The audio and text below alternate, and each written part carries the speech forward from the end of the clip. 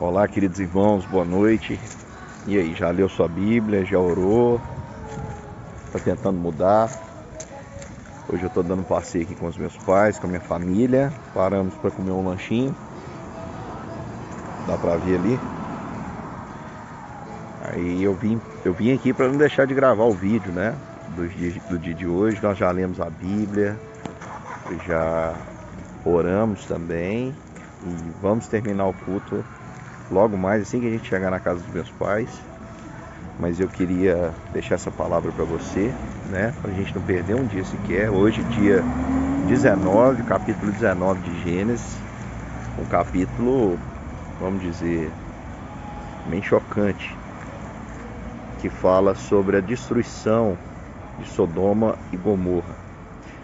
Lembra que lá atrás eu falei para vocês que Ló olhou e a campina que apontava para Sodoma e Gomorra era mais bonita, era mais verde, parecia ser melhor, e ele seguiu o caminho que agradava aos seus olhos. Pois bem, a Bíblia diz que há caminhos que ao homem parece ser bom, mas ao cabo esses caminhos vão dar em morte. E é o que aconteceu com Ló. Ló seguiu o seu próprio coração, e o coração é enganoso. Os nossos sentidos são enganosos. Tem muita gente que se baseia nos sentidos, fala assim: eu tenho sentido que isso é a vontade de Deus, porque eu sinto que é.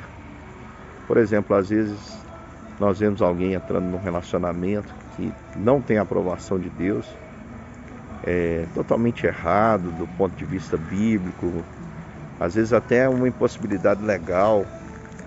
Não tem como aquela pessoa ter um relacionamento, ela está impedida por lei, mas ela entra com essa desculpa: eu estou sentindo. Meu querido irmão, seu coração é enganoso, corrupto. Você é chamado por Cristo para andar por fé. Ao invés de você levantar os seus olhos e tomar decisão sendo guiado pelo seu coração, você deve imitar o pai da fé, Abraão, que ouviu da voz de Deus o seguinte: levante os seus olhos, Abraão. Veja o que eu vou dar a você, não o que você tem escolhido. É viver os planos de Deus. Pois bem, Ló foi para Sodoma e Gomorra, e a gente aprende, né, deixa eu afastar aqui um pouquinho, fugindo do som, mas a gente aprende um pouquinho sobre a misericórdia de Deus. A misericórdia de Deus, ela assiste ao justo, mesmo que o justo esteja num contexto injusto. Ló era um homem temente a Deus, apesar das escolhas erradas. A Bíblia diz que Ló, ele era um justo. A Bíblia vai nos dizer isso no Novo Testamento, atestar. Mas a Bíblia também afirma que por amor a Abraão, Deus livrou também a Ló. Por amor a Abraão, Deus livrou a Ló. Abraão intercedeu por Ló. Abraão foi perguntando: Senhor, se ele estiver justo, até chegar ao número de 10, lembram, né? Pois bem, os anjos chegaram na casa de Ló, vinham eles a caminho, Ló os viu chegando, e talvez Ló, sabendo da perversidade daquela cidade, tinha esse hábito. É um hábito cultural. Eu li certa vez um livro de arqueologia bíblica, onde o arqueólogo argumentava que isso é um hábito dos beduínos. Os beduínos no deserto faziam questão de ser hospitaleiro, e eles acreditavam muito que plantando essa semente, eles poderiam receber também no dia da peregrinação. E Ló faz questão de receber esses homens. Eu imagino que, por saber do costume daquela cidade, Ló ficava ali para saber quantos ele podia salvar desses homens maus. E passar a noite na rua naquela época era um problema. Afinal de contas, é durante a noite que as coisas acontecem. O evangelista João vai dizer que nós não somos da noite, nós somos do dia. As obras das trevas que tem que acontecer no oculto acontecem à noite. E Ló insistiu para que aqueles homens fossem para sua casa. Eles queriam ficar na praça e acabaram aceitando, e queriam abusar inclusive o contexto, a palavra ali é um abuso sexual. Eles queriam ter relações com aqueles anjos, com aqueles homens que estavam ali na casa de Ló, ao ponto de Ló se desesperar pela vida e a proteção daqueles homens e oferecer suas filhas virgens. Ló entendeu que aquela visita não era uma visita comum, era uma visita especial. E falou para aqueles homens, era uma coisa tão séria que ele diz: olha, está aqui minhas filhas, façam com elas o que desejarem, mas não façam nada com esses homens, porque eles estão debaixo do meu teto. Eu tenho um dever, como um bom hospedeiro, de cuidar da segurança, de zelar pela segurança deles. E aqueles homens ficaram indignados com Jó e com Ló, perdão, e queriam fazer o mesmo com ele. Por causa dessa maldade, né, o que a Bíblia nos fala, a medida da maldade de Sodoma e Gomorra se encheu. E a partir desse momento, então, Deus decidiu destruir aquela cidade. E é interessante que Deus diz os anjos dizem para Ló assim: olha, sai desse lugar, sai dessa terra, chama o que você tiver de precioso para te acompanhar, porque nós vamos destruir. Corre, não dá tempo de pegar nada. Sabe o que Ló sempre tentou proteger, virou tudo cinza. E porque Ló demorou, foi lá falar com os genros. Os genros acharam que Ló estava brincando. Afinal de contas, Sodoma e Gomorra eram grandes cidades. Como aquelas cidades iriam cair? Os homens riram, não acreditaram, acharam que Ló estava contando uma piada. E o contexto nos diz o seguinte, que Ló foi transportado pelos anjos para fora da cidade. E os anjos falaram: olha, não olhe para trás, vai.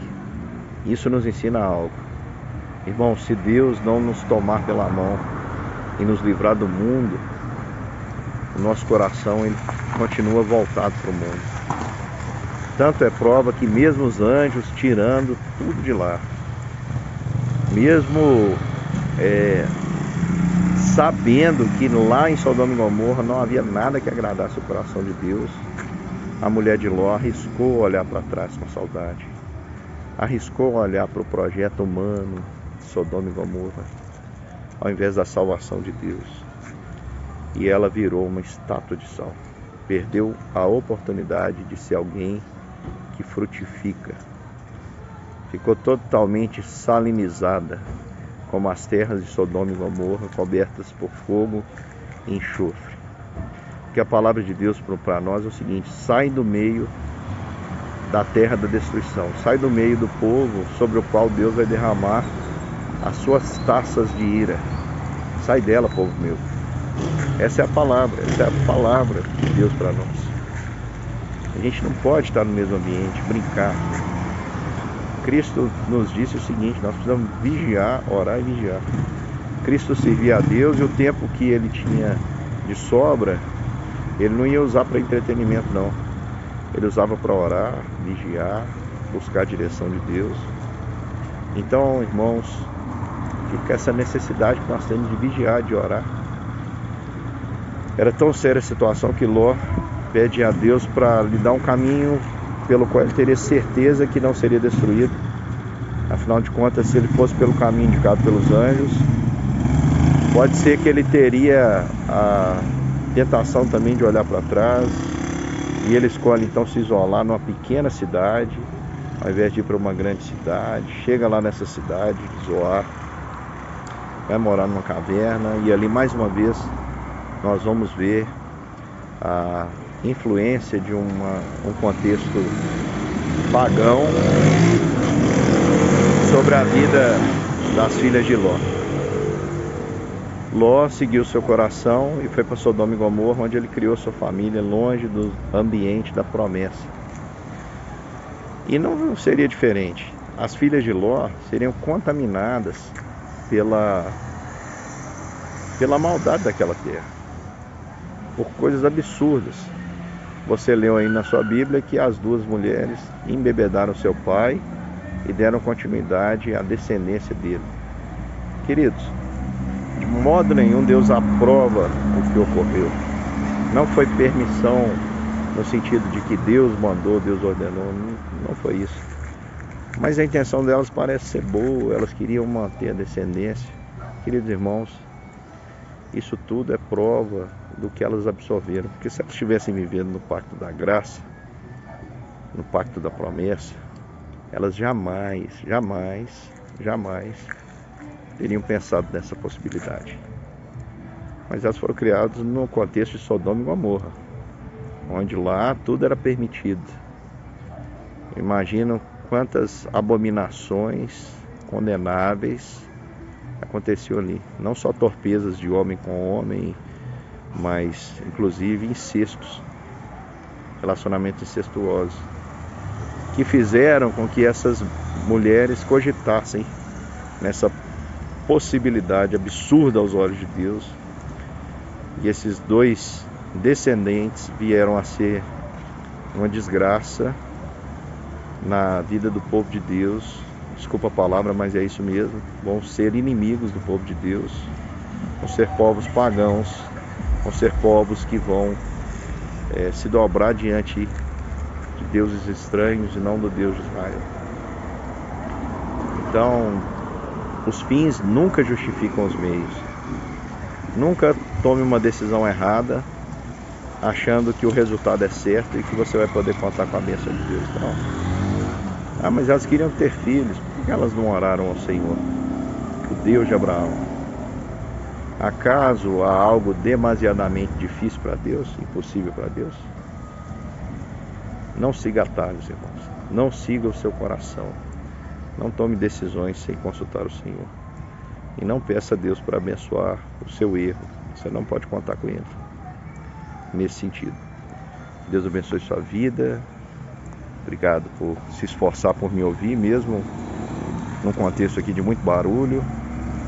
E a gente está junto sempre nesse propósito. Vamos cumpri-lo em nome de Jesus. Deus abençoe sua família. Um abraço.